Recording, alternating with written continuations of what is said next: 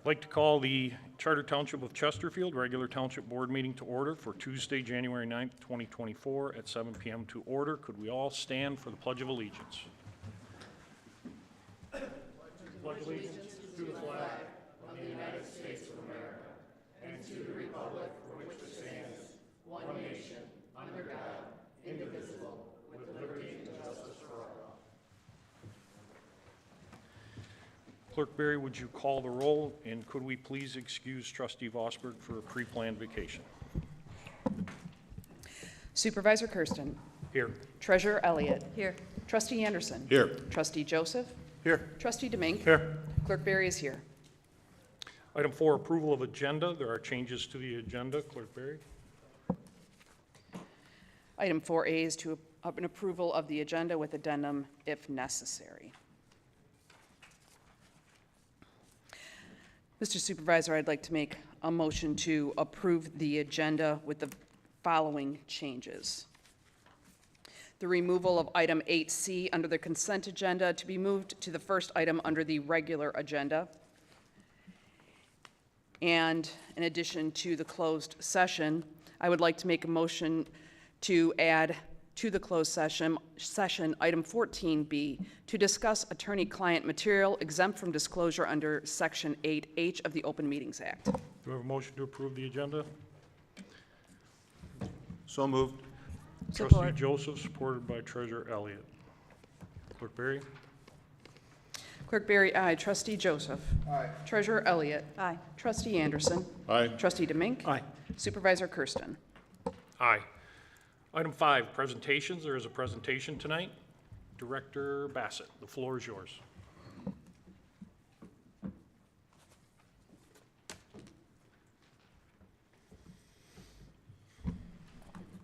Thank you. So tonight we're here to promote Officer Craig Suppon to Sergeant Craig Suppon. Where did Craig go? Come on up here. It's showtime, kid.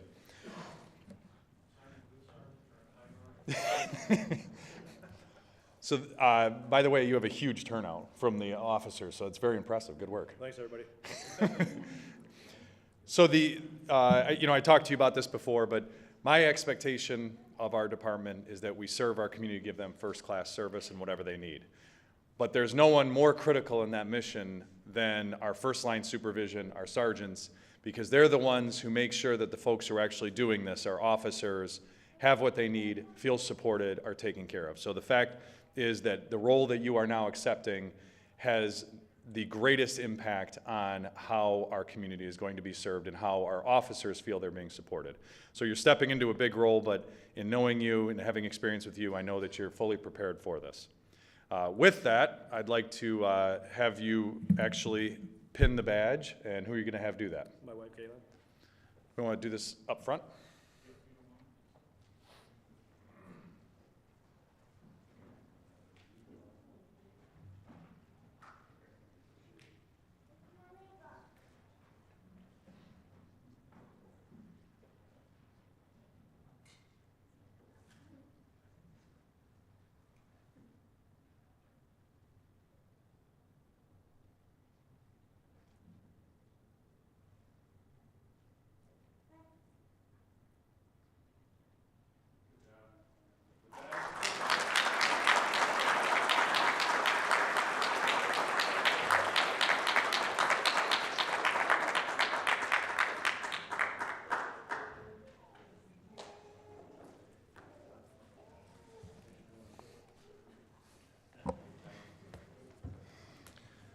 Sergeant Suppon, they didn't say anything about the 5-minute speech that you got to provide? Congratulations.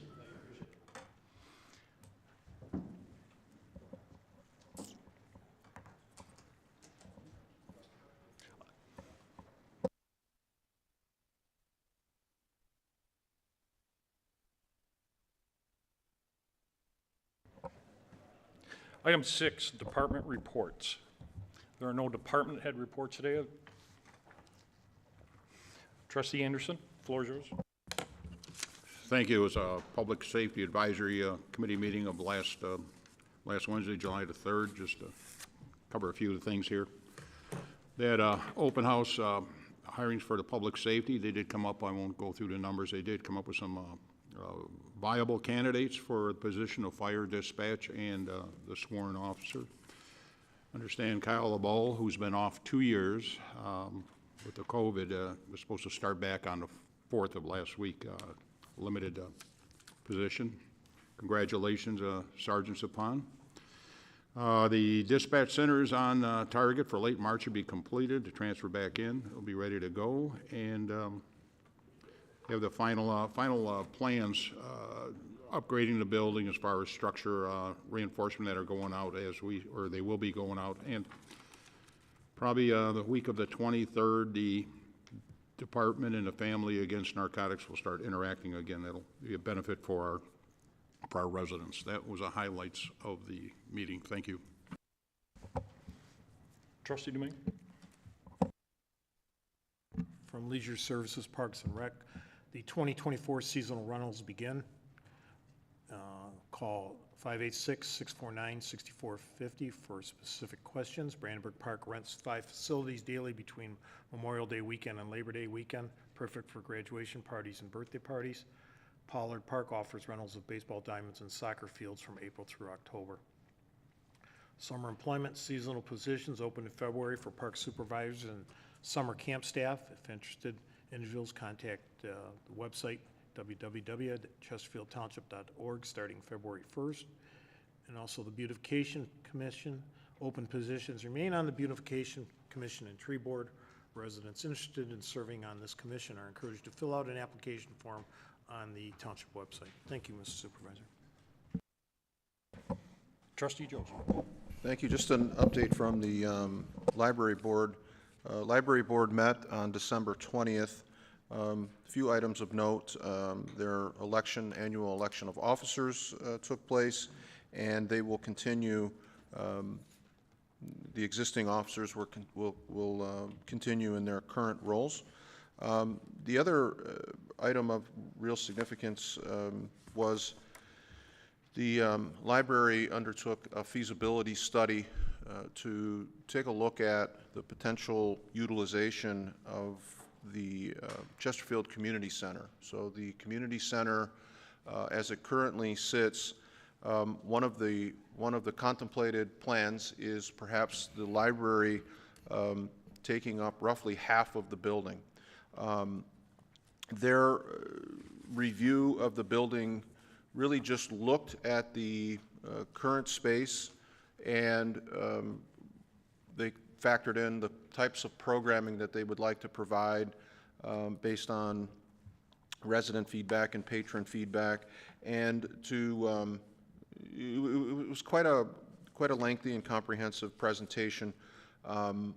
So I really won't be able to go through it all, but just in terms of trying to retrofit that building with the programming and the space that they would like it configured in is roughly around $10 million worth of construction, and that's really at I think a bare minimum. I think that represents not all of the wants, but what they believe would be adequate space, and that takes into account approximately 24,000 square feet of the building. The other issue that was not, which will play a huge role, is in the sort of engineering studies that really have yet to taken place. The $10 million ballpark renovations assume a structurally sound building. So they will continue to work with, I think the supervisor has extended all courtesies to the library in terms of what we know about the building, of course, will be shared with the library. But I did appreciate the fact that they laid out a general idea of what they'd like to have, and then spent some resources on determining what that cost would be. As I say, the existing proposal sits at about $10 million, and it speaks to the amount of work that needs to be done to that building. So they will continue to work with the township and understand better the structural integrity and so forth. Also, there's a lot of meetings that need to take place with regard to, what a lease agreement would look like with the township.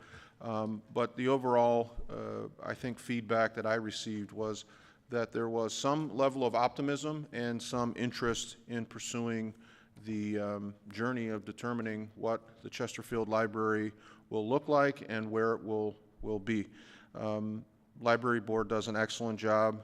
They took questions and provided as much information as they could regarding the sort of limited proposal. So more certainly to share, and I will do that as it becomes available. Thank you. Thank you. Clerk Beard. Thank you, Mr. Supervisor. Quite a bit to update the board on, as well as the public. Lots has gone on since our last meeting at the end of last year. From the Department of Elections, I have begun to send the first of hopefully weekly executive summaries to the Board of Trustees, updating them and giving them information regarding the status of elections as we go through this 2024 election cycle. And I know there are a lot of changes, and when a lot of change happens, there tends to be a lot of confusion. So we're trying to address as much as possible and keep the board informed. So I'd just like to share with you what I shared with the board. There's also been a couple of changes on the dates from what I sent the board, and I'd like to update them on that. So the presidential primary will occur on Tuesday, February 27th. That's 49 days from today. Early voting will begin on Saturday, February the 17th. That is 39 days from today, and will occur each a calendar day, including Sundays and federal holidays, through Sunday, February 25th. Early voting hours are from 8 o'clock to 4:30 p.m. There will be two ballots for this election, Republican Party and Democratic Party. Since there is no statewide or local proposals for Chesterfield Township, there is no nonpartisan ballot available for Chesterfield voters. However, you may hear that other communities have nonpartisan ballot options. That is because they have a proposal to consider. We do not. Voters must select either a Republican Party or a Democratic Party ballot. They may not vote both. However, this is not a declaration of party. I think many people think that they're having to choose a party like we did many, many, many years ago. That is not the case. The fact is that the Chesterfield Township clerk's offices and all clerk's offices in the state of Michigan are in fact administering elections on this February election on behalf of the political parties.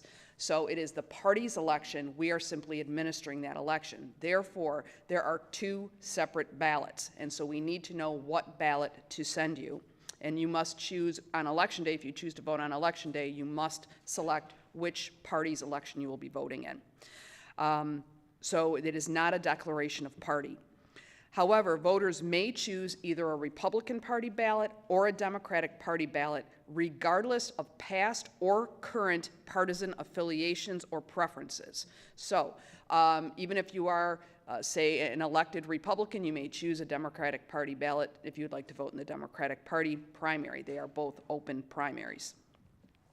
Our new temporary election staff began orientation and training protocols this week. We will continue to train them throughout the week at our municipal offices as well as our early voting location in the Chesterfield Community Center. Weekly meetings with facilities and election department personnel occur each Friday to ensure preparations for the upcoming presidential primary on February 27th are on schedule. Early voting center partition build, which we talked about at our last meeting and was approved, is scheduled to begin on January the 16th, not the 15th as your memo says, and should be completed still by the 19th. Election department staff have begun moving election-related equipment and supplies to our early voting center, following all of the operational best practices and security protocols, including a documented chain of custody. That location we expect to be fully staffed and operational by January the 22nd.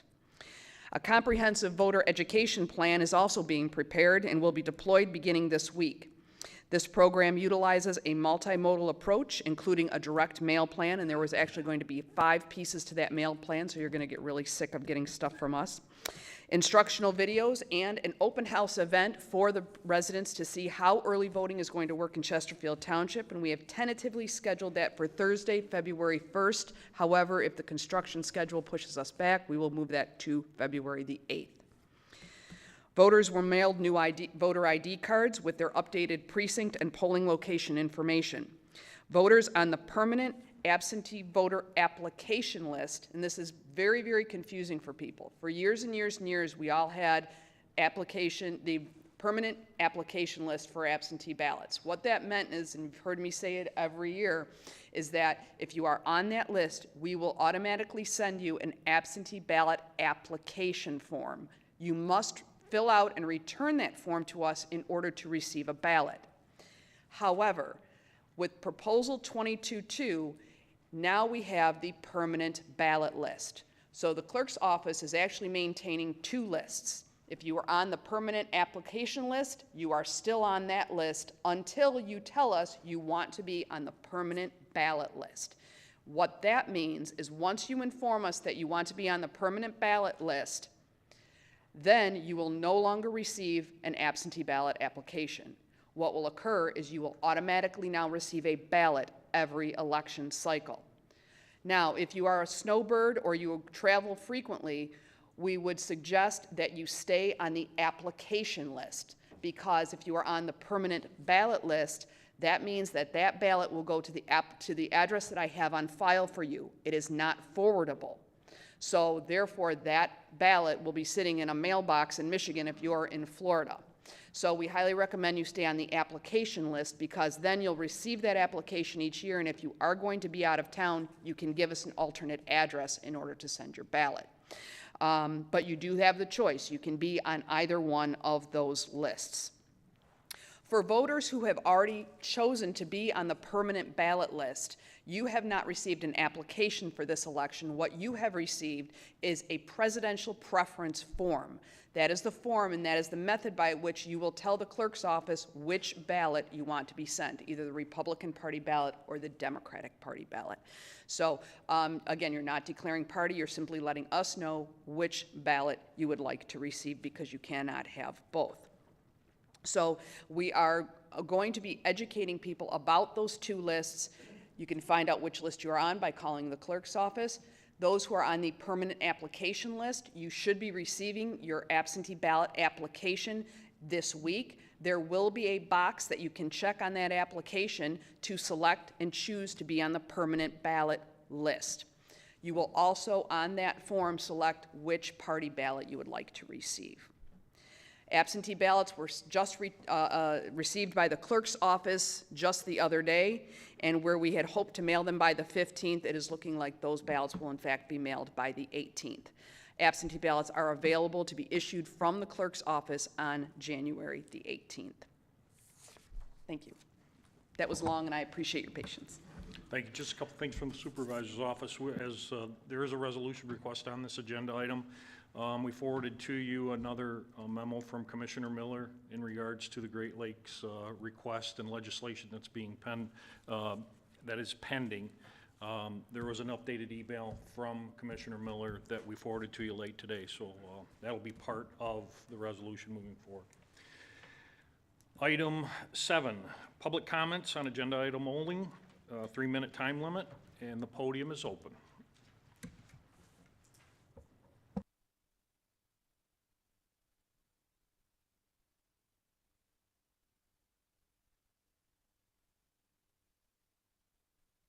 Paul Lafata, Chesterfield, Michigan. On the Great Lakes Water Authority resolution from Candace Miller's office. I looked at it. Great Lakes Water isn't a state-regulated utility like DTE, SEMCOG, all these other ones. So I'm trying to understand how our state legislature is getting involved in a issue about taking out funds for people that can't pay. Candace Miller also stated that Oakland County does not put tax liens against their residents for non-payment. Chesterfield put a tax lien on 300 residents just before the end of the 2023 fiscal year.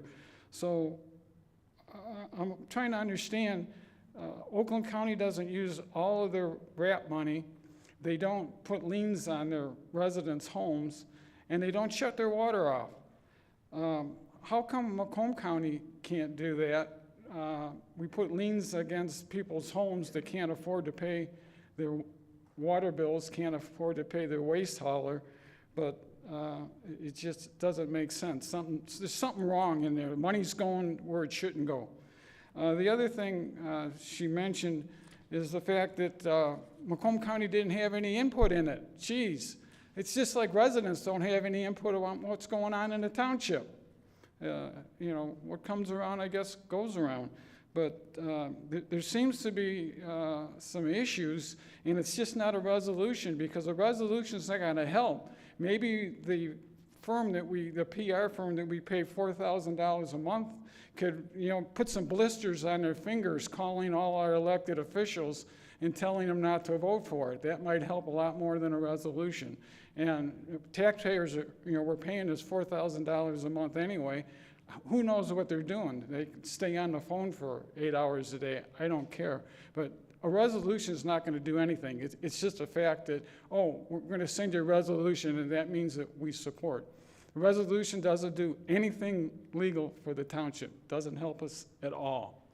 All it does is like, oh, well, we did something. Well, what we should look at doing is, how are we going to help our 300 residents? There's RAP funds, there's, you know, which is only 7/10 of a cent per 1,000 gallons that we charge the residents $4.30 for. So I think the township needs to look and do some investigation on how we're going to help the people in the township and not just shut off another bill. Do we know that this extra money is not going to help these 300 residents? Thanks, sir. Any further comments?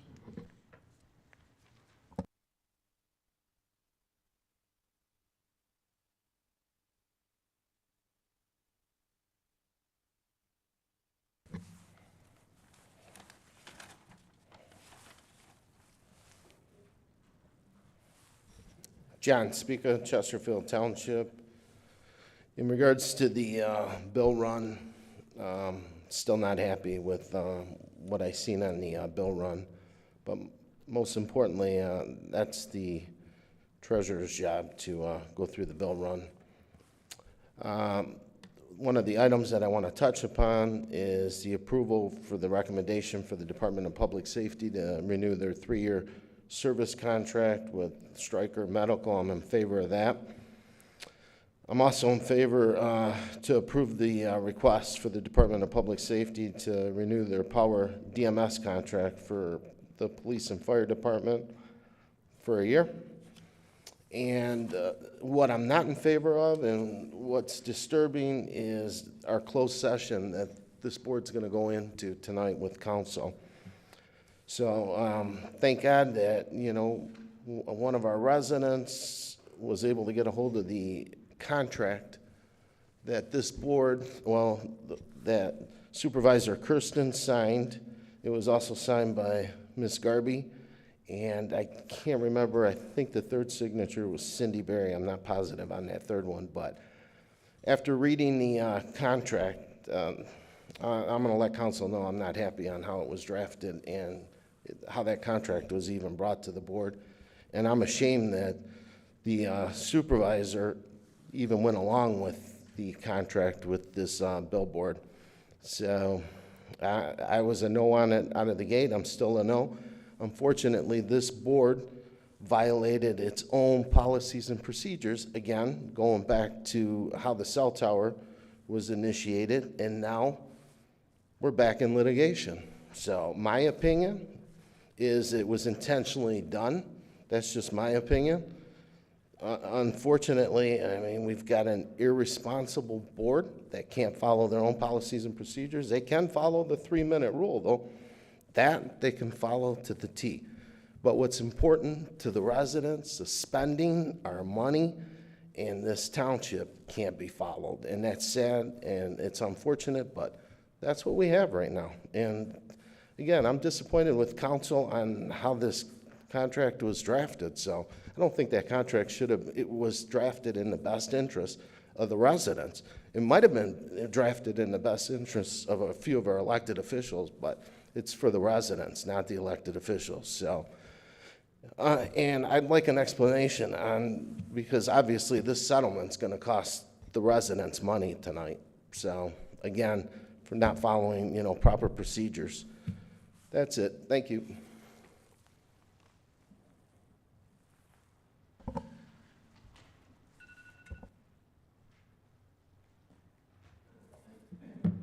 Good evening and Happy New Year.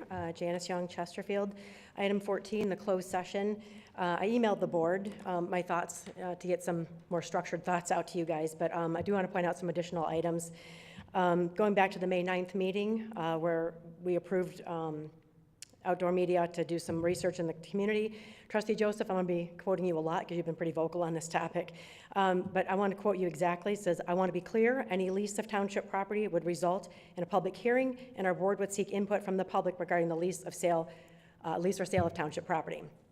3 months later, at the August 8th meeting, where we waived the APO for a public hearing and for a competitive bidding process, Trustee Joseph, you said you were in complete lockstep with this particular project with the supervisor. You mentioned how the master plan talks a lot about our branding. I really only found 3 pages that talked about the branding out of about 170.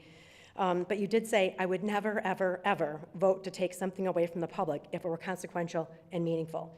So now you get to decide what is consequential and meaningful to the residents. Please don't do us any favors and just let us have our voice. You went on to say that there would be images and projections for this billboard, and you know that most residents don't attend these meetings, let alone the planning, where the actual projections were presented, and I was there for that meeting. Trustee Elliott said that she saw several renditions. You also said that you had seen 3 or 4, Trustee Joseph, and it was supposed to look more like Dick's Sporting Goods sign, and it does not. It looks like a billboard that's on the freeway. Let's see, Trustee Joseph said the petitioner is not somebody that has ever donated a dime to his campaign. I believe you. I looked at your records. However, Supervisor Kersten, Kathy Elliott, and Kathy Vosberg can't say the same thing, as they have all received money from some member of the Orem family, all with the same business address. Trustee Joseph, you also said the petitioner, and I'm probably taking this a little out of context, they do exactly what they say they're going to do. Does that include suing us? Because they're doing exactly what they probably said they would do. And then at the September 12th meeting where you approved and signed the lease, Supervisor Kersten said Outdoor Media 2020 is the only company that reached back, which is untrue. Outfront Media reached out to the township to express interest. In fact, they were at the planning meeting and actually spoke there on it. And a local business owner also expressed interest in this property.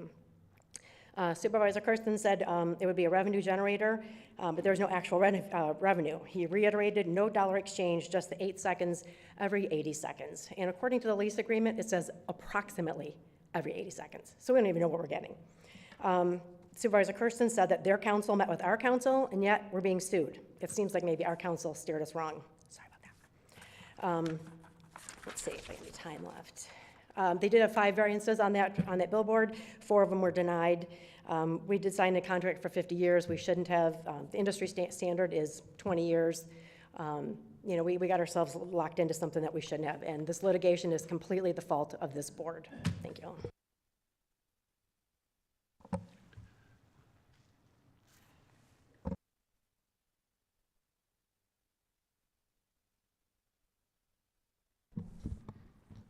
Good evening. Hope everyone had a good holiday season. The only thing I really have to comment on here is, since it was moved over to the regular agenda, the issuance of the renewal for the Lucas devices. Having used these devices and firsthand knowledge of them, they are incredibly life-saving machines. This is a great example of how automation and mechanical devices can help utilize as proper tools in providing life-saving care in medical emergencies. However, even though they exist and the township has access to them, it is also vitally important that we continue to utilize the importance of CPR training. And amidst this, I go back to what I've said over several times over the past few years, that I encourage everyone to become CPR trained and certified and to get your CPR cards. And everybody in this room, be you elected official or just bystander in the audience, everyone should have that knowledge, and it is incredibly useful, and you may never know, one day you may need to use that. So thank you.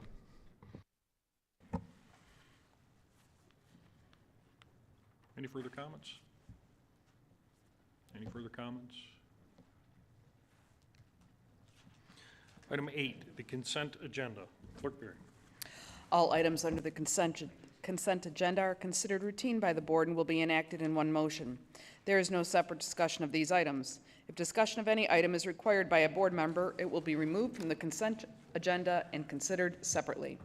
A, approval of the minutes of the regular board meeting of December 19th, 2023. B, approval of the payment of bills as submitted by the Finance Department. Motion to approve. Trustee Demink, supported Second. by Clerk Berry. Clerk Berry. Trustee Demink. Aye. Clerk Berry, aye. Trustee Anderson. Aye. Trustee Joseph. Aye. Treasurer Elliott. Aye. Supervisor Kersten. Aye. Item 9, public hearing. There is no public hearing scheduled tonight. Item 10, regular agenda. We will address item 8C first. Clerk Berry. 8C is to approve a recommendation by the Department of Public Safety to renew the 3-year service agreement with Stryker Medical for 2 Lucas chest compression assist machines beginning 1/1/2024 through 12/31/2026, totaling $8,766.90. Motion to approve. Support. Trustee Demink, supported by Trustee Anderson.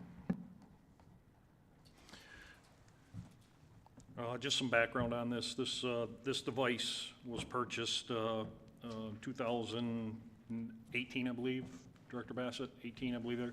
This is just maintenance agreement for the products that are utilized when the instrument is used in CPR situations. So, and then there is download capabilities that track the outputs of what the medical staff needs. So, Director Bassett. Correct. This is just a renewal of the product that we've been using. It's been successful, and so we're just simply asking for renewal this evening. Any comments? Motion by Trustee Demink, supported by Trustee Anderson to approve item 8C. Clerk Berry. Trustee Demink. Aye. Trustee Anderson. Aye. Trustee Joseph. Aye. Treasurer Elliott. Aye. Clerk Berry, aye. Supervisor Kersten. Aye. Item 10B. Item 10B is to set a public hearing for to approve a request by the Department of Public Safety to renew the Power DMS contract for the police and fire departments for 1 year, beginning 2/11/2024 through 2/10/2025 at a yearly cost of $8,241.67. Supervisor Kersten will make a motion. Is there support? Support. Treasurer Elliott. Director Bassett. Again, we're here for renewal. This is our product that we use to keep us in compliance with our different accreditation processes, both the police department and the fire department side. Questions from the board? I have a motion by Supervisor Kersten, supported by Treasurer Elliott. Clerk Berry. Supervisor Kersten. Aye. Treasurer Elliott. Aye. Trustee Anderson. Aye. Trustee Joseph. Aye. Trustee Demink. Aye. Clerk Berry, aye. Item 10C. Set a public hearing for Tuesday, February 13th, 2024, to hear comments concerning the allocation of the 2024 Community Development Block Grant as required by the Housing and Community Development Act of 1974 as amended. So moved. Trustee Joseph, supported by Trustee Demink. And just for clarity, I made a mistake. It's 10B. Clerk Berry. Any discussion? No discussion? Clerk Berry. Trustee Joseph. Aye. Trustee Demink. Aye. Trustee Anderson. Aye. Treasurer Elliott. Aye. Supervisor Kersten. Aye. Clerk Berry, aye. Item 10C. Item 10C is a recommendation to adopt Resolution Number 2024-01 to oppose the proposed water affordability legislation. Supervisor Kersten will make a motion. Second. Supported by Clerk Berry. Again, the comments here on the resolution I afforded to you in the email. And just for public knowledge, our lobbyist is working on this. They have been working on it from day one, and we've been engaged with them. There's probably going to be a hearing date in Lansing where both the public and I'll offer any elected official that wants to travel up there with our lobbyist group to entertain that. And we'll keep you in the loop on that. So, Clerk Berry. Trustee Joseph. Yeah, just a quick comment.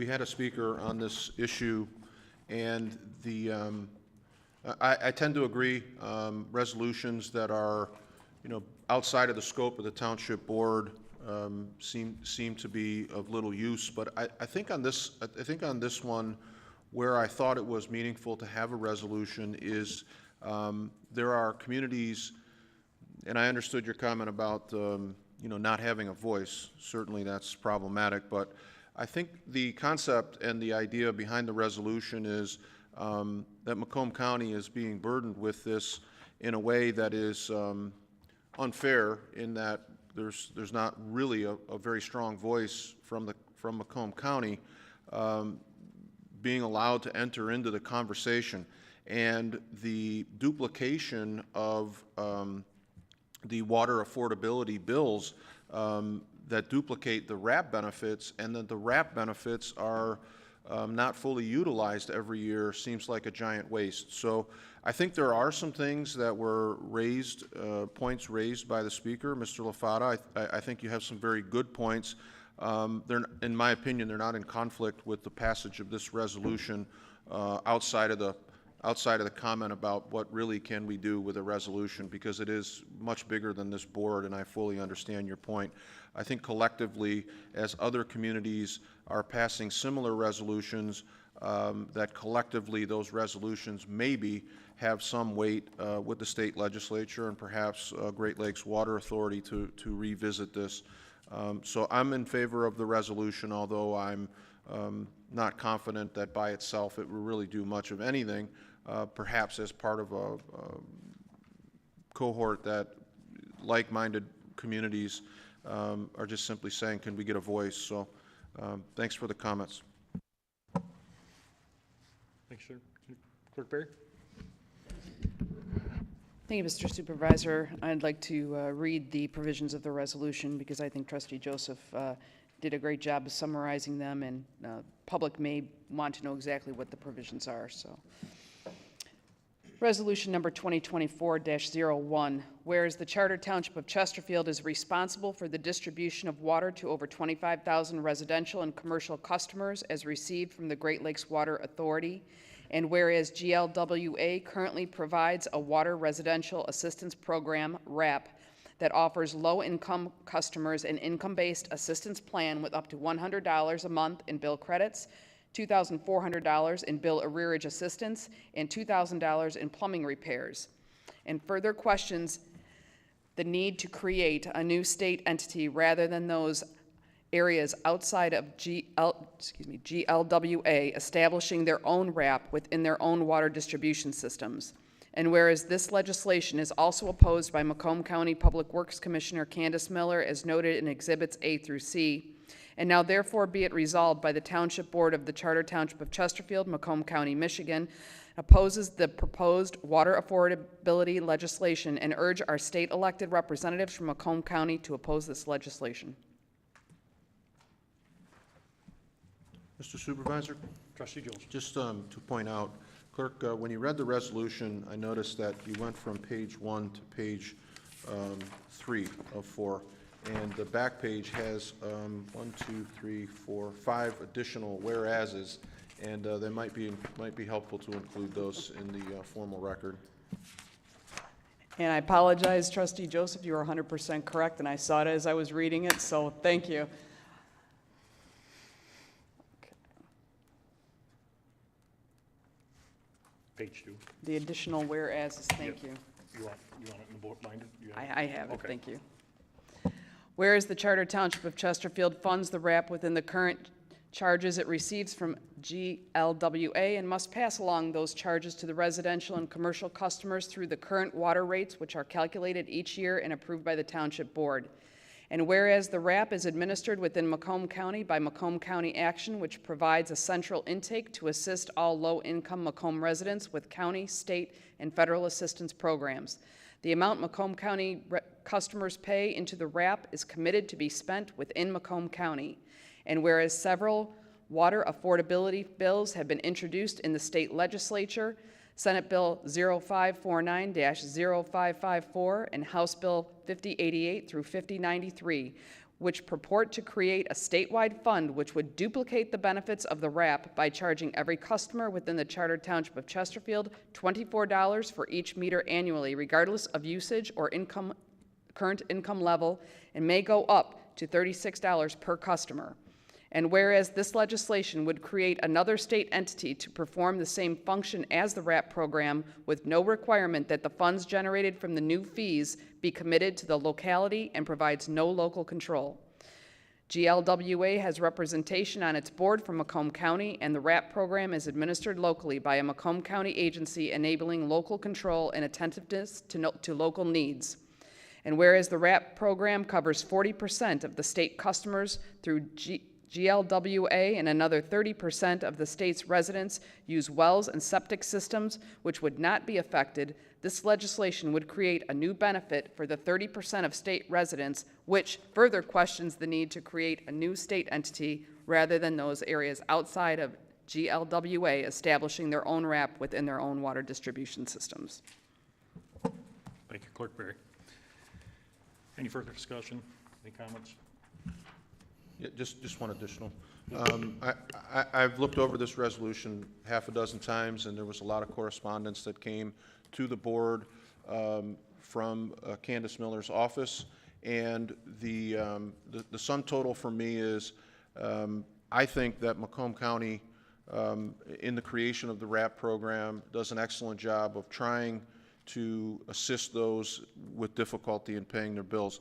I think that there is perhaps more that we could do as a township to connect those people who are in need with the RAP, and maybe revisit, a tax lien and some of the other more punitive measures that we go through to try to collect. But outside of that, I thought that the attempt by the state to impose this was a duplication of what we're already doing well in Macomb County. So perhaps it would be better to go to those communities that don't look after indigent water customers and ask them to do more, not just lump in Macomb County.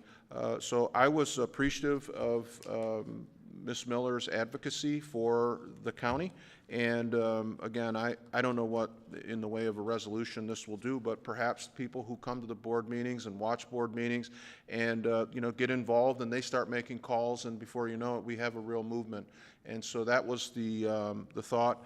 And in that exercise, maybe we can get to a place where we can help indigent families in Chesterfield access RAP and do a better job of taking advantage of some of the programs that we already have. So I see it as an opportunity for additional awareness, and to that end, I think it's at least worth the 15 minutes that we spent talking about it tonight, and hopefully passage. Thank you. Thank you, sir. Just a quick follow-up, Clerk Berry. Just wanted to make a couple of comments on this. I was very happy to see this, and I did read it all before I got here, so I apologize for that. But, this reminds me a lot of the road dollars, that the federal government comes to Michigan.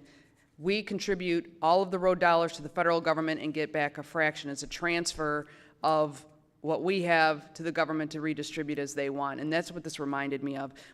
This legislation seeks to charge Chesterfield Township residents more, Macomb County residents more, take that money out of Macomb County and redistribute it somewhere else in the state where they think that they need it. And not to say that others don't, but I agree with Trustee Joseph. They need to, perhaps set up their own program for that, but to transfer and put the burden on Chesterfield residents, I'm very happy to support this resolution to prevent that from happening.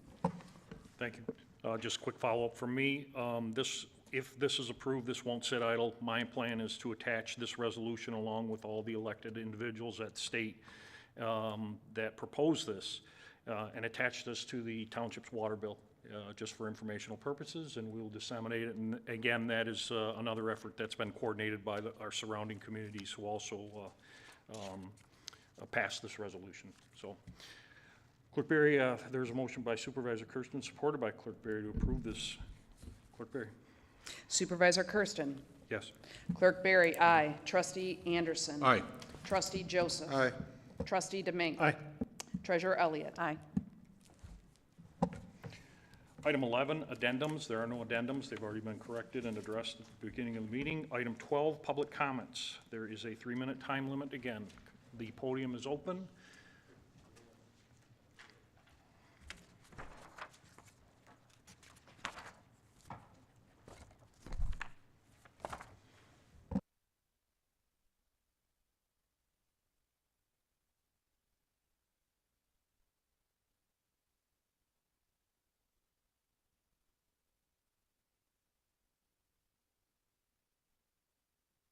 Hello again. I'd just like to start out before I run out of time.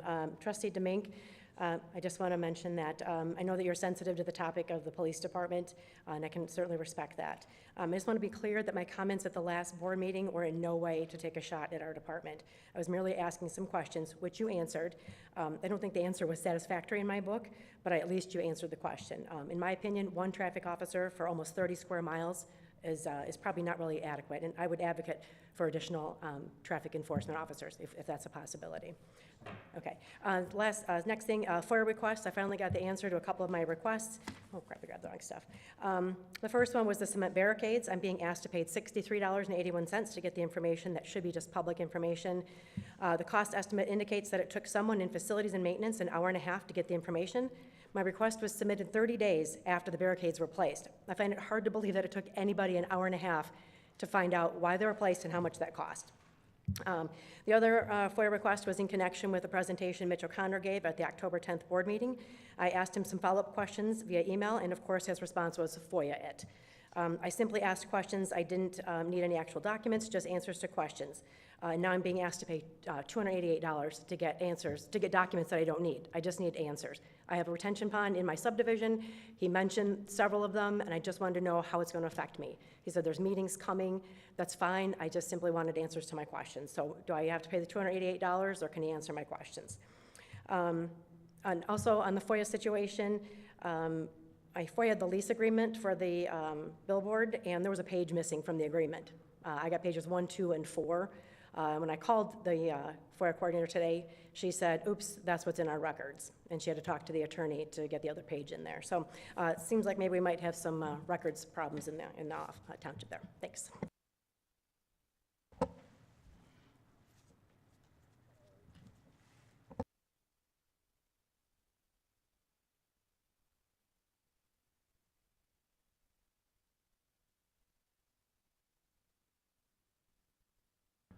Christopher Pierrick, Chesterfield Township. A couple items. One is finally the North Bay Industrial Complex is completely paved. It looks really nice. There's a lot of standing water though, so I don't know who's responsible for that, if it's the county or if it's the township. Do they do an inspection on things like that?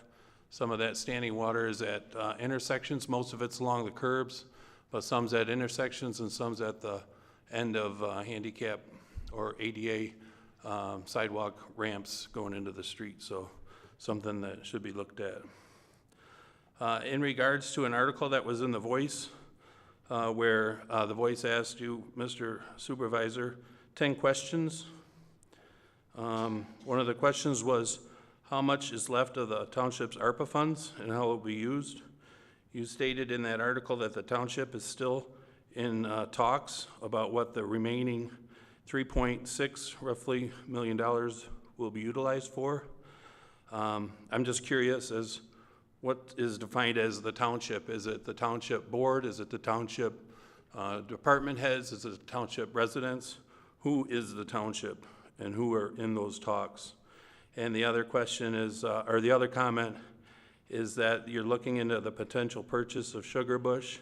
And so, you say, however, we are looking into the potential purchasing of Sugar Bush Elementary.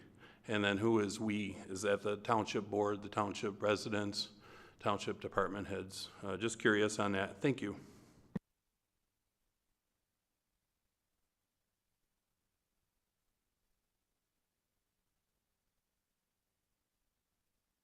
Paul LaFata, Chesterfield.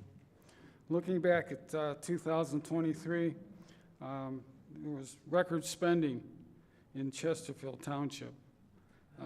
It's a proven fact that you don't need a master's degree in higher education to spend money. Anybody can spend money, especially if you have 3 supporting votes that just support it blindly. And the problem with that is was $4.9 million in ARPA funds that the residents never had any input in. There's another $14 million that was supposed to be 1.5, and now I look at the budget and it said it could be up to 14.5. That changed. We have an $11,000 repair bill for the North Gratiot Interceptor, $8.5 million for the Northeast 26-mile sewer project that none of the current residents are going to benefit from, and there's no way in a 2024 budget where the revenue's coming from. We have the board donating $655,000, and the road commission, Macomb County Road Commission, got a check the following board meeting. It was in the bill run, and we haven't got our road fixed. So I don't know how that works. And one of the questions is, we're going to fix the problem. We gave the drain commissioner $100,000. Well, all she's going to do is clean a tributary. That's what the money was for. So I don't know how that's going to fix the problem. We have $4 million for a township hall that's as old as my house is. And I put a new roof on it, I put new furnace on it, painted, new driveways, parking lots, and everything else. And I never had to take out a loan and go in debt. I maintained it very well. There's a problem with how we spend money, and we're not accountable. Every acquisition, let me go back to the Sugar Bush Elementary. Originally, when this was built, I don't know how many of you were around here, but this was supposed to be a campus where the township came together. And what we're doing is we're splintering it. And we're going to put it in Sugar Bush Elementary that's 50 years old, and it needs repair. That's one of the reasons why the district's willing to off it. And nobody wants to listen. And what's going to make matters worse, if this is done to appease part of the F-35 requirements, because if you look at the other communities where National Guard bases have been refused, they state the reason why it was refused. And most of it is because of a dense population. And Chesterfield is a dense population. So if we're doing Sugar Bush Elementary, because we plan on selling these properties, originally the youth center, the Veterans Park, and the lagoon, then you're perpetuating a lie. Thank you, sir. Further comments from the public?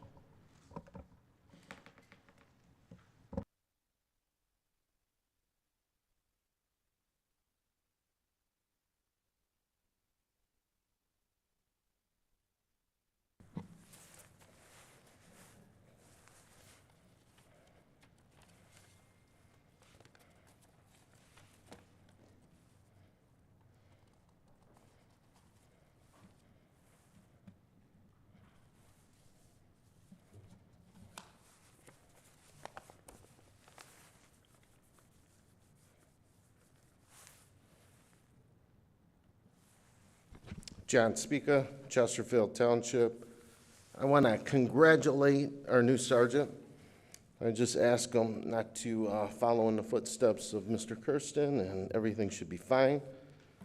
I also suggest that every board member read the Constitution. This is an election year, and emphasize on reading the First Amendment, because the majority of this board does not understand the First Amendment. What do I mean by that? Let me give you an example. Treasurer Elliott, in my opinion, doesn't understand the First Amendment.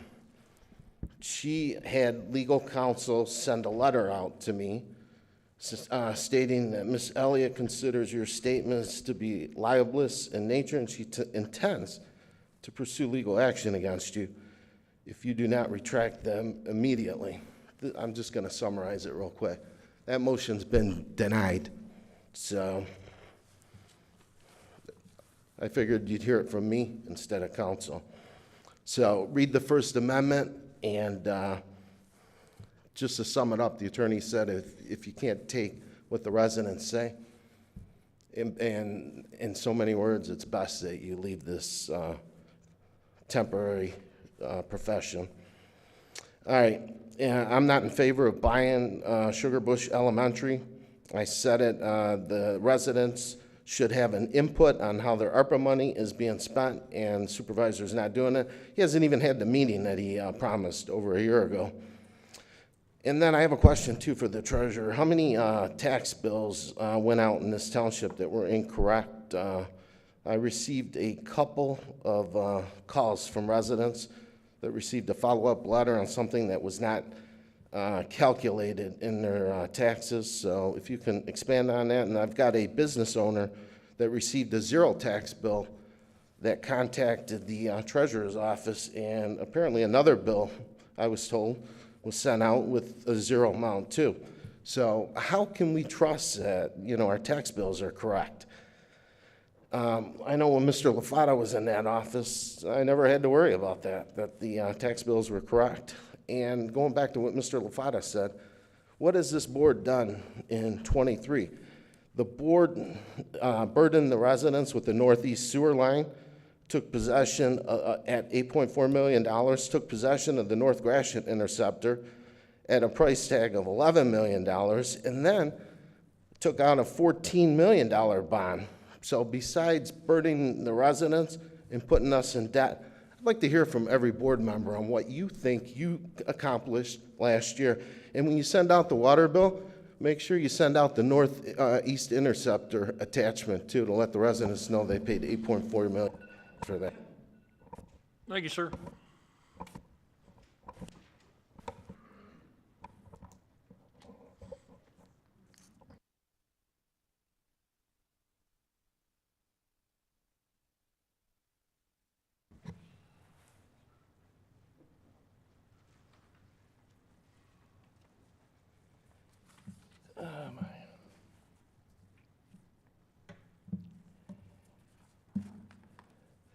Mike Rayner,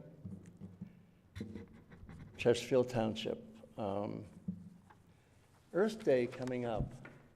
One day a year we've decided to clean up the township. That's awesome. Perhaps the beautification committee will decide to have another day somewhere along the way. So I hope so.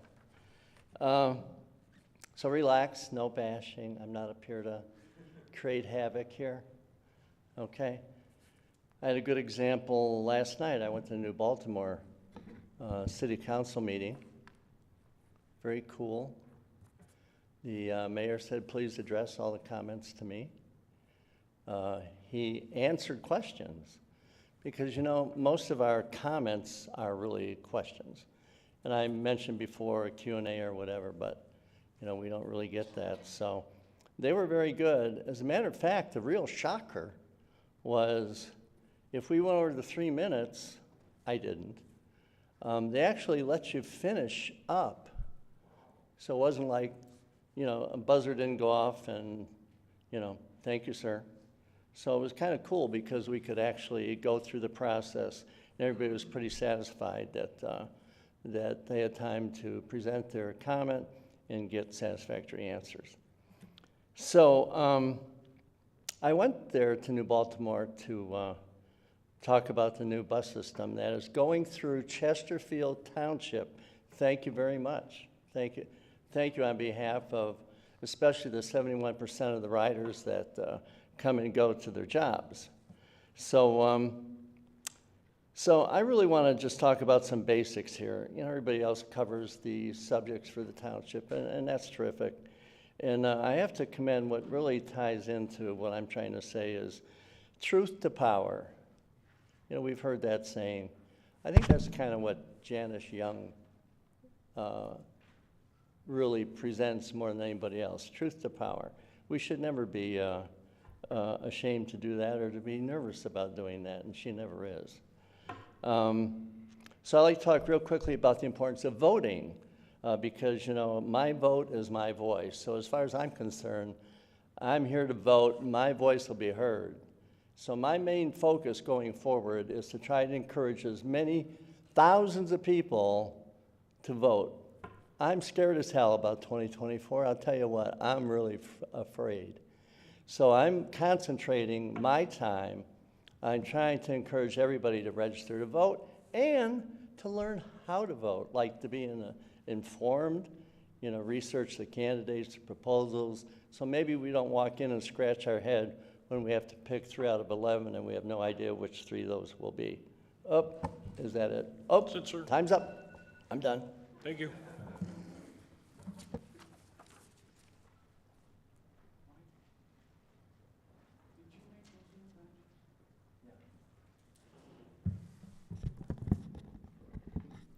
Mike Morton, 50393 Bauer.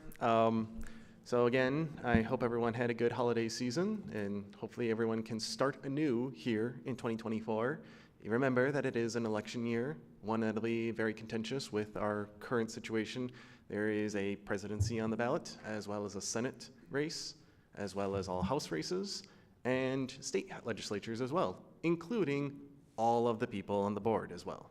And I'm assuming there are going to be people in the audience who are planning on running for those seats, and people who are not in the audience tonight but still live in the township.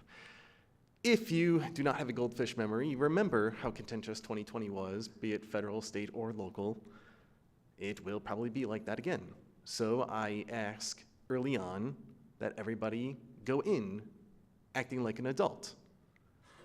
As I need to reiterate that in my recent times now as a teacher, I see better behavior from elementary school students than I do sometimes at these board meetings. Tonight wasn't so bad, so that's good, a good way to start the year, but we all know how bad these things can get.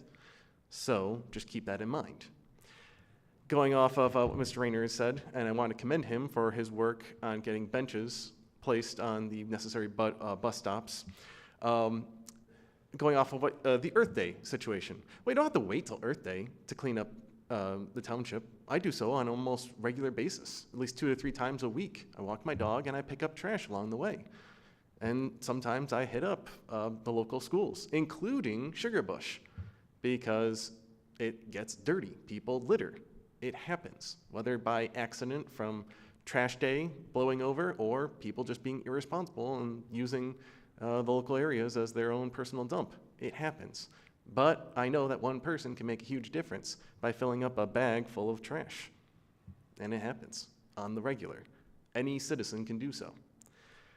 In conclusion with my thoughts, I think back to, it was about this time 2 years ago that I started trying to push for the advocacy for the fire department. And to this day, I don't think a single thing I have brought up over these last 2 years has ever been properly addressed by this board, be it the lack of growth in the full-time fire department, or the issues with retention, or the necessary support from the government here to our firefighters. It does seem like the last 2 years has been complete waste of my time, just trying to give you the proper facts and inform the general public on these types of issues. I don't like the notion that I've wasted 2 years of my life coming to these board meetings just trying to be active for the people I care about, the people who I worked with, as well as the citizens of this township that don't have the best resources to their advantage. So thank you, and hope everyone has a good night. Thank you. Thank you, sir. Any further public comments?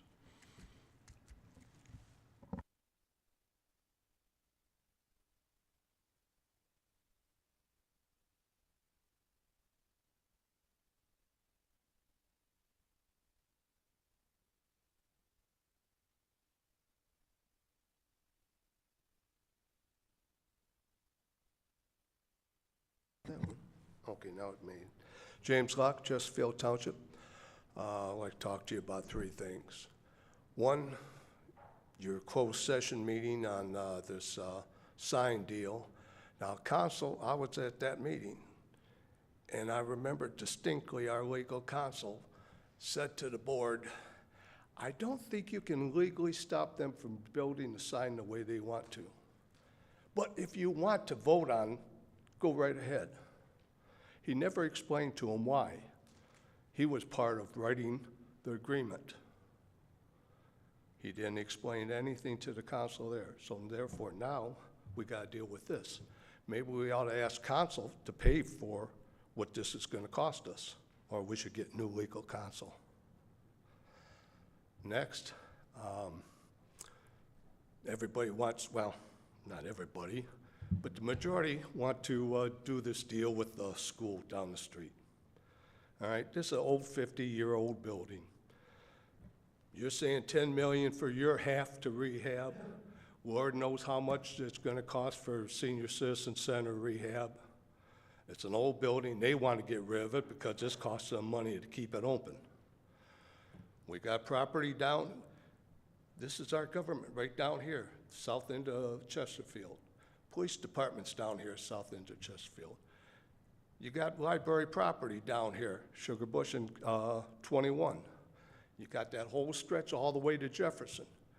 Why can't we combine the Senior Citizen Center, the library, and the police department instead of rehabbing a 30-year-old factory? Put all that money together and put everything in one place over here. We got our community here. Every city and township in the area try and keep everything in one area, not spread out. You know, you got 10 million that you might spend. You got 2.7 or 3.6, whatever the number is, that you want to buy the school for. You spend over $1 million trying to rehab that old factory. And it's still going to be a 30-year-old factory, 2 stories high, using gas and electricity that you don't need to spend. Why don't we build something new for the future? Not just piece this together, piece that together. Let's build something for the future in one spot in this area. All right? Thank you. Thank you, sir. Further comments? Any further comments? We'll bring it back up to the board. Trustee Anderson? Thank you, Mr. Pirok. Just some comments on what you brought up about the Sugar Bush Community Center, whatever you want to call it. I was invited to the meeting in July 27th. Board members were when the discussion with the supervisor and representatives from Anchor Bay discussed the purchase of that building. After that meeting, I did create 2 lists of questions I was concerned about, non-engineering mind at work here, and I did share them with the supervisor. And I will hit some of them now because watch the agenda. I'm sure we're going to see very soon the purchase of that school being here. Currently, we pay about $150,000 a year, I think, for 7 years to lease half that building. I had a list of concerns. What does it cost the township besides that to maintain that? If we go forward, the township purchase that. Some of the questions I posed were total number of rooms, square footage, et cetera. What subdivisions of township government will be located in that building? Any township properties are vacated due to the reassignment. What are the plans for the vacated buildings?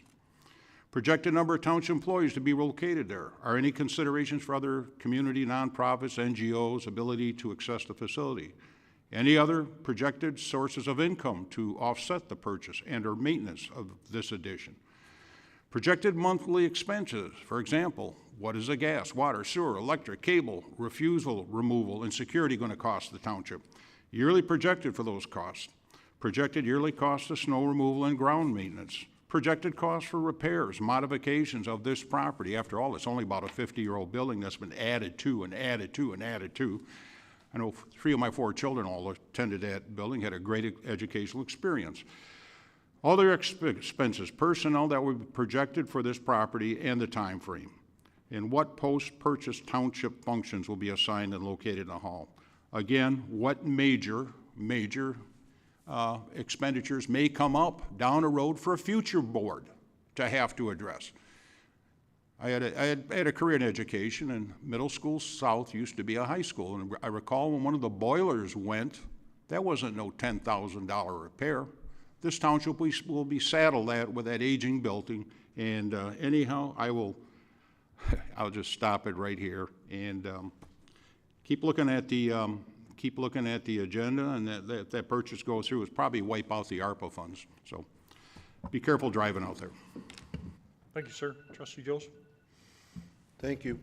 Just picking up where you left off, Trustee Anderson, the discussion, and Mr. Lott, to answer your questions about the $10 million that I shared with you at the beginning of the meeting. That's not my money. I am simply just, as your representative from this board on the library board, as the liaison to the library board, I try to take concerns that this board might have to the library and bring back things. So at the last meeting, the presentation that was made by the library board, which is a completely separate government body than this board, they spent money with a firm that went in and did some feasibility, exploration.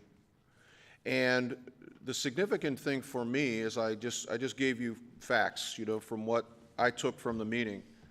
But as I took the information home and I processed it and I looked at it, I took away a sense that the library board, and I mentioned this at previous board meetings, they function a lot healthier. They're a much healthier organization than this board in that they listen to their, anybody that goes to a meeting, you can ask questions and you'll have your questions answered, similar to what you heard from Mr. Rayner on his experience in New Baltimore. The concerns that I have about our venture into the community center is exactly what Trustee Anderson laid out. It's a 50-year-old building with tons and tons of, and the library, who doesn't have any purchase price at all. They're just simply going to lease the space before they ever get to that day. They go, what would it cost to make it a library? Their early numbers are 10 million. It's the complete opposite of what we do here, which is we'll just grab the building, and then over the course of the next 5 or 10 years, we'll put 100,000 here, 200,000 there, and it's a 50-year-old building. Building almost half its age needs $4 million of work, but a community center. So I too share a lot of the concerns, not with the idea of does the township need a community center? We do. How we go about it is not great, and I won't have enough time to answer some of the other questions that were posed. When we come out of closed session, I will attempt to address a number of them, Ms. Young, but it does bother me tremendously that you have to go through the FOIA process to get basic information. And to hear that the original request now costs you hundreds of dollars, you've already paid for a software system that is supposed to be able to produce those invoices. Any kind of job ticket or any kind of, you should just, BS&A should be able to give you an instant readout of the hours and the costs and materials and the fuel and all of that. Why it would take hundreds of dollars to get that, I don't know. Again, I'll address some of the other things specifically if we have action coming out of closed session. I'm sorry I couldn't get to all of you. Trustee Deming. First, I'd like to congratulate Sergeant Suppon on his promotion. The gentleman, I think your last name is Locke. I couldn't hear you correctly, sir. The property that the library owns, the township owns, only goes from Sherbush to Anchor. And on my prior thing, before Trustee Joseph was on library board, I was on it, and they purchased that for $100,000, and they had an architect come in. Trustee Joseph, you remember that architect's name? I don't know. And they spent a lot of money to have an architect draw something up, but it never went through there because the people didn't vote it through. But part of that property dips down by Anchor, and it's a wetland. In fact, there's a retention pond down there at that the east end of that property for the subdivision, so it is a wetland. And the property, sir, you mentioned, and I don't know if I heard you correctly, goes all the way to Jefferson. No, it does not. That belongs to a developer, that other property down by 21 in Jefferson. That was zoned for condos or multiples a couple different times. So I just wanted to mention that. That's all I have, sir. Thank you. Treasurer Elliott.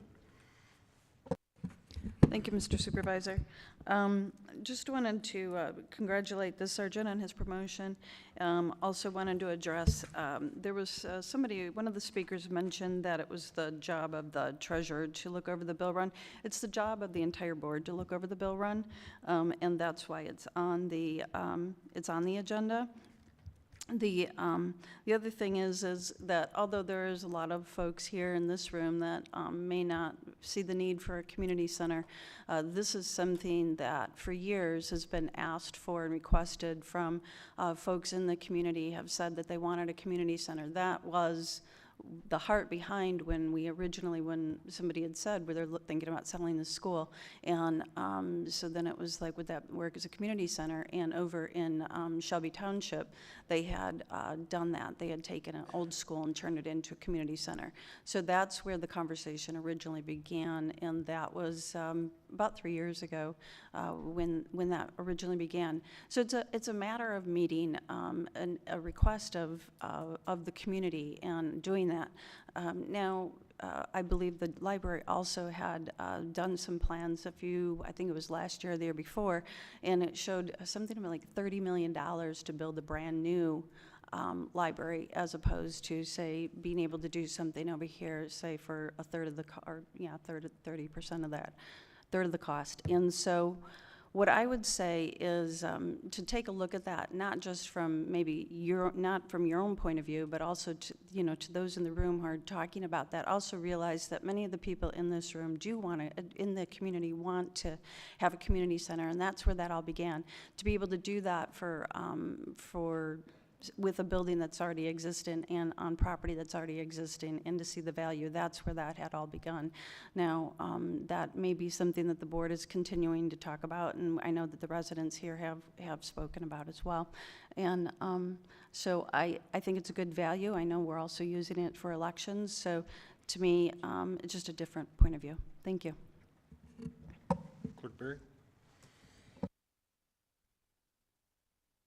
Thank you, Mr. Supervisor. I'm not going to say much tonight. I think I've spoken enough. But I would like to say that prior to our break, I talked about moving into 2024 with us being kind, courteous, and respectful to each other. I think we're doing an outstanding job of that tonight, by the way. Congratulations to the board on that. Really good discussion, and it was good to see. I'm going to extend that a little bit to all of my friends and colleagues from a Michigan State Spartan. I would like to congratulate you on your national championship. That's right, I know. For all those Wolverines out there, your team was outstanding. You absolutely earned it. And from a Spartan to all of my Wolverine friends, congratulations and enjoy it. Thank you.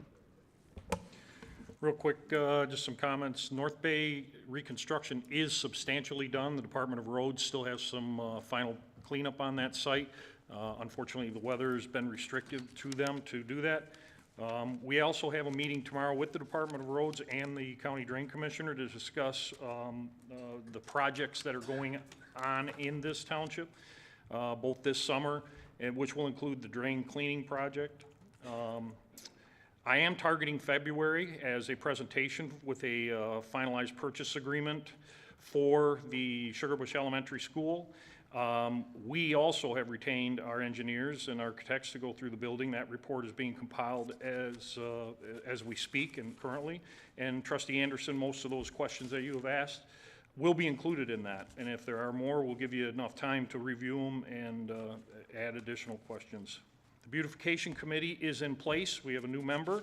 It has already met once. We are looking for more participation from the public. So if you know anyone that's interested in participating in the Beautification Committee, please go online and submit an application.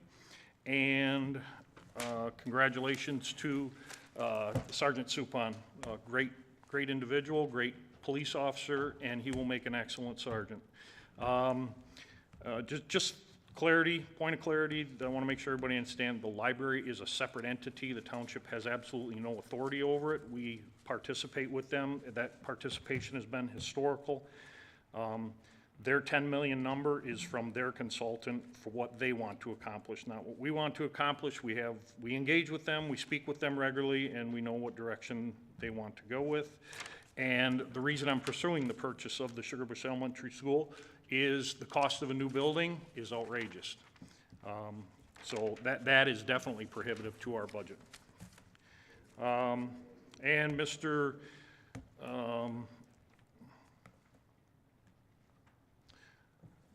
When I speak and I say we, it's the supervisor's office.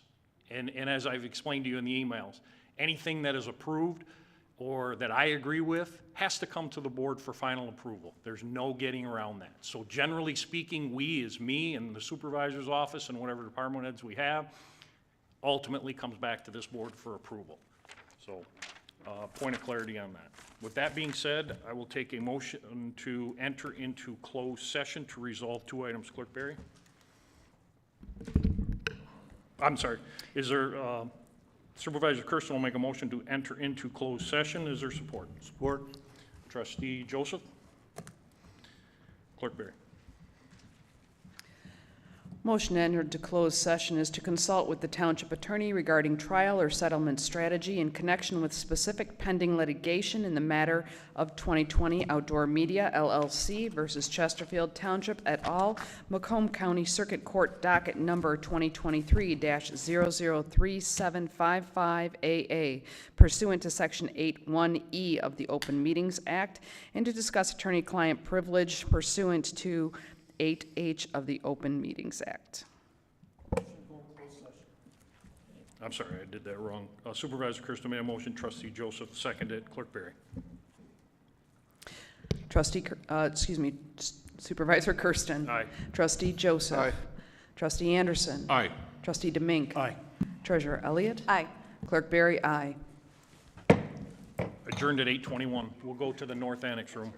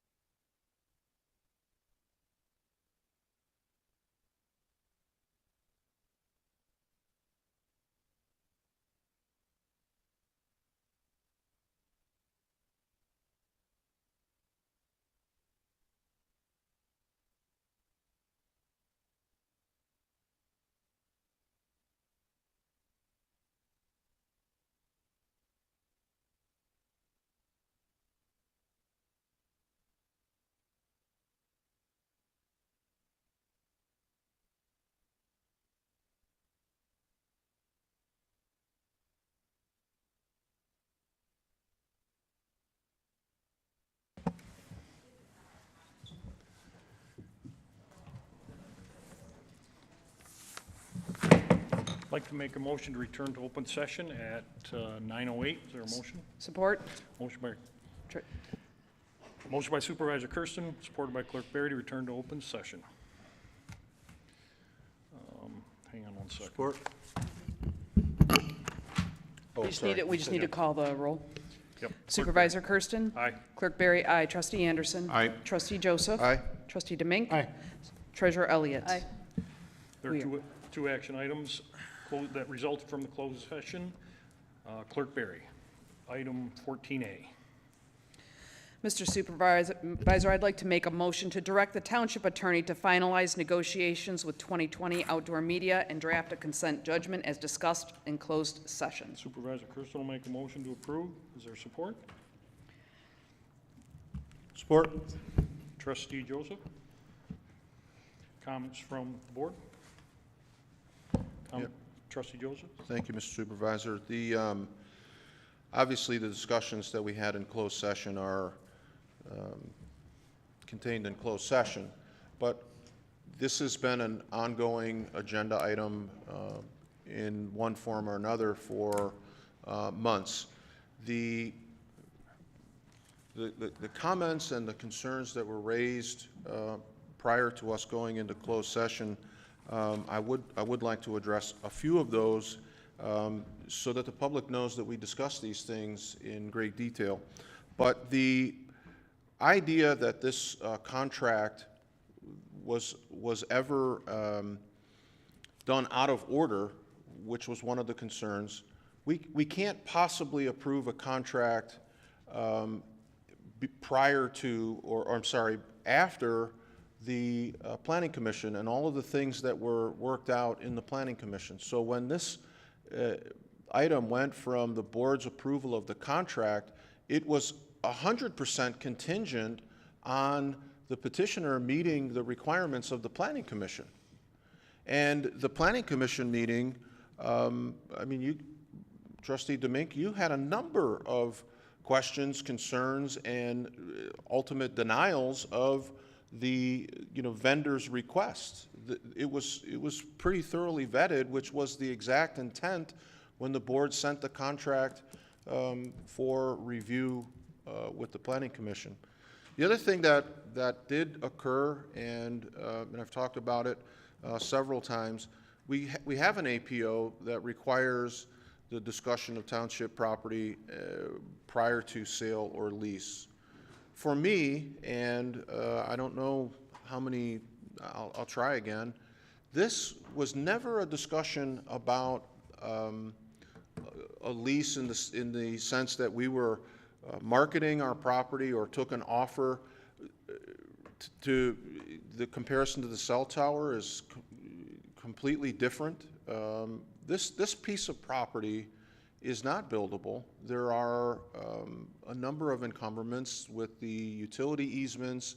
There's all kinds of water and it's not a buildable piece of property that the township can lease in any kind of meaningful way. The amount of space that you're talking about, land, is roughly the size of a truck tire.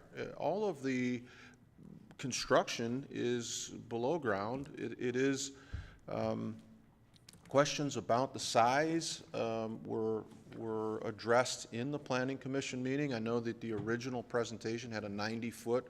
It really wasn't a great visual, and I don't know how the selection and the presentation decisions were made, but somehow that becoming the only option is kind of a misnomer. And in terms of the discussions about how this benefited the township, people can disagree about billboards and maybe they don't want them anywhere, or I don't pretend to know everybody's opinion on that. I know that when the township took on the master plan and the discussion about branding and people entering the township and not knowing that they're in Chesterfield or in New Baltimore. We've had discussions on this board when you're talking about where on Fairchild does the township end. So there's room for Mr. Arroyo, our planner at the time, to say that the township should consider letting people know when they're in and out of Chesterfield. And what scared me when that was originally presented was we spent almost $30,000 on a small monument sign at the edge of this driveway. And so the opportunity to have a discussion with a outdoor advertiser, to have a sign that not only indicates its unique proximity to the border of the township, welcome to Chesterfield, and have a hand in the design of the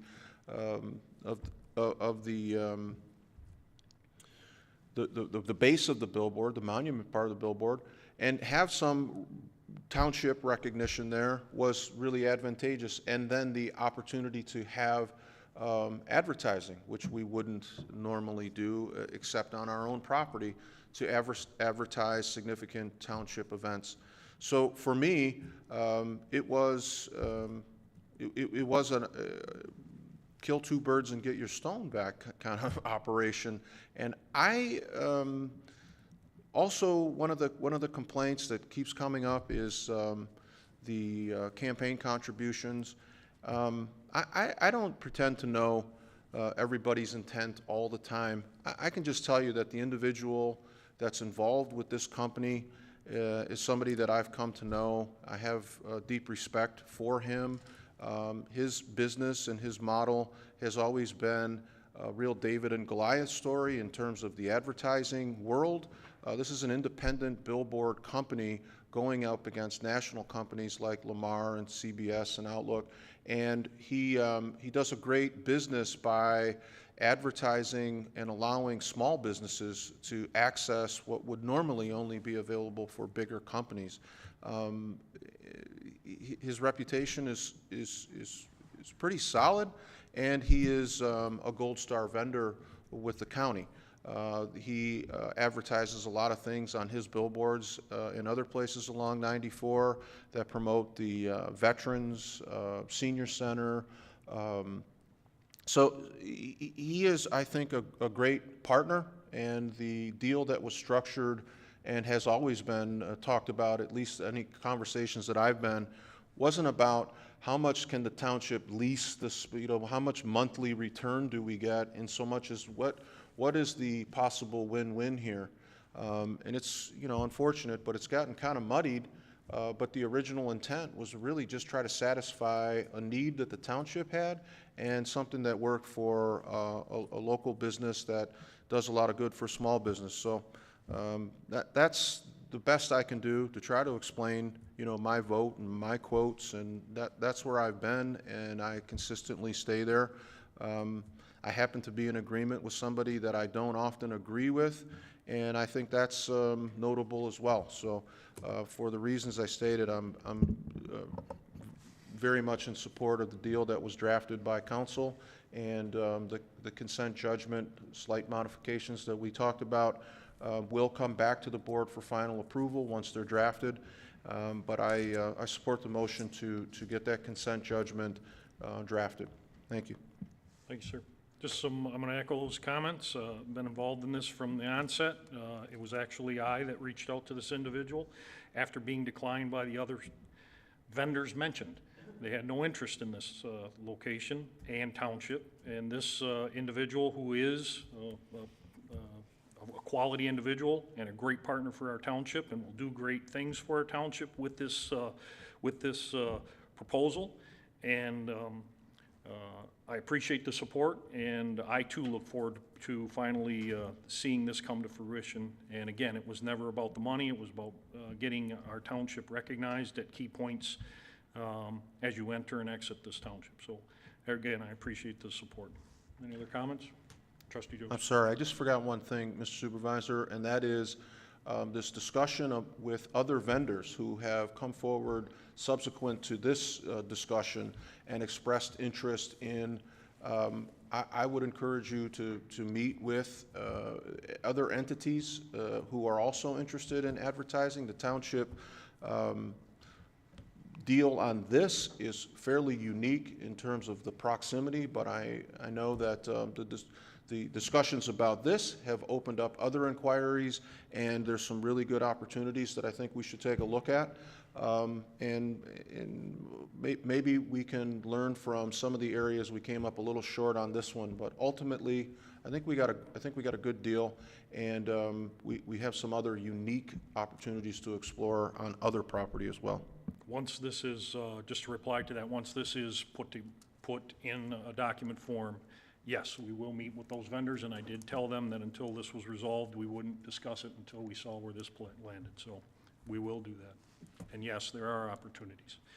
Any further comments? Clerk Berry. Supervisor Kersten. Aye. Trustee Joseph. Aye. Trustee Anderson. Aye. Trustee Demink. Treasurer Elliott. Aye. Clerk Berry, aye. Item 14B, Clerk Berry. For item 14B, Mr. Supervisor, I would like to make a motion that we authorize the Township Supervisor to sign the employee separation agreement as discussed in closed session. Support. Trustee Joseph, Clerk Berry make a motion. Trustee Joseph support. Clerk Berry, call the roll. Clerk Berry, aye. Trustee Joseph.